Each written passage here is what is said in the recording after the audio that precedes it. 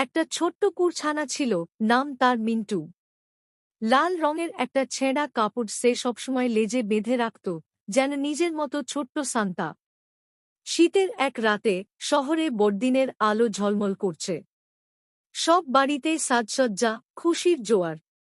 কিন্তু মিন্টু দেখল, রাস্তায় কিছু গরিব বাচ্চা বসে আছে, তাদের হাতে কোনো খেলনা নেই।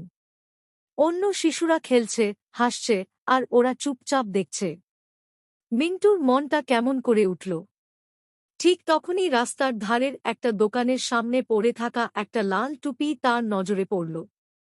টুপিটা মাথায় পরে মিন্টু সত্যি সত্যি সান্তা সেজে গেল।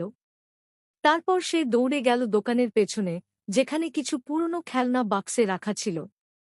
কেউ ফেলে দিয়েছিল, কিন্তু বেশ কিছু খেলনা একদম ঠিকঠাক ছিল। মিন্টু একে একে শেষ খেলনা মুখে করে নিয়ে এসে বাচ্চাদের সামনে রাখল। কখনো গাড়ি, কখনো পুতুল, কখনো বল।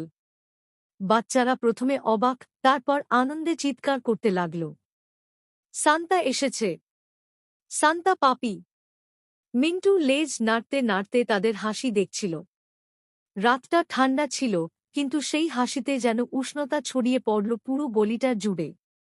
সেদিন থেকে সবাই তাকে ডাকতে লাগল, আমাদের ছোট সান্তা পাপি।